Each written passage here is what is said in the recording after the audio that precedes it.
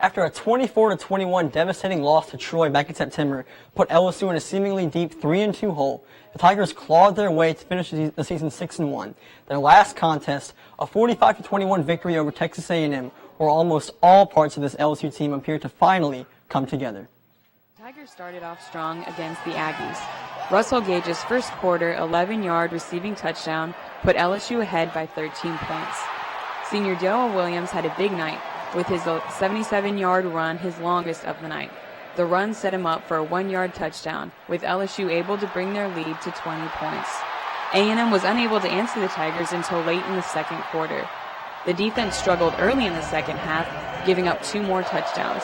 But in the third, defensive back Dante Jackson got his first interception of the year. Jackson picked off A&M's quarterback Nick Starkel, leading to Darius Geist's touchdown. Head coach Ed Orgeron says the pick was a turning point. You can feel the team going in a little lull right there. You can feel the momentum changing for Texas A&M. I think that was a big play in the game. It was a man coverage, and Dante did a good job. The momentum did shift toward LSU. They were able to put up 18 more points over the Aggies. Linebacker Devin White says opponents should not count out the Tigers. Man, we bend, but we don't break. So, I mean, you step on our toes, we're going to keep fighting. You know, you might think you got us because you did something good, but when LSU will find out its bowl destination on Sunday. So let's explore the possible venues the Tigers could find themselves at the end of the month. Bowl experts have narrowed down LSU's likely opponent to 3 teams: Michigan State, Notre Dame, and Northwestern. Though the majority of experts think the Tigers will face the 9-3 Spartans, who currently sit in 3rd place in the Big Ten East. But predicting where LSU will end up has been difficult. Could a repeat be possible? The SEC hasn't seen a team to consecutive Citrus Bowls since 1996, but the Tigers could likely end up in Orlando for the 2nd straight year. Auburn, Georgia, and Alabama will each likely end up in one of the New Year's Six bowls.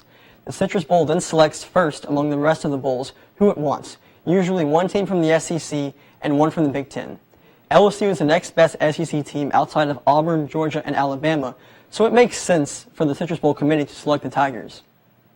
If the Citrus Bowl decides to pass up on LSU, the most appealing bowl game for the Tigers would be the Outback Bowl on New Year's Day in Tampa, Florida. The New Orleans Saints will play at Raymond James Stadium against the Tampa Bay Buccaneers just one day before the Outback Bowl. Now, assuming many Louisiana residents decide to stick around to watch LSU the next day, Outback Bowl organizers have the potential to rake in a large amount of revenue from ticket sales. Ed, a lot of dominoes this offseason would fall in your life, head coaches. Yeah. Do you expect someone like Matt to pursue a head coaching opportunity? Sure. Everybody wants to be a head coach, and I hope he gets the opportunity to get it. That was LSU head coach Ed Orgeron in Saturday's post-game press conference, speculating on offensive coordinator Matt Canada's future with the team. Today, Football Scoop reported that Canada is seeking an interview to be the next head coach at Rice. Reports such as these will be circulating in the coming weeks, but they shouldn't come as a surprise, especially after Orgeron expressed support for Canada to explore head coaching vacancies this offseason.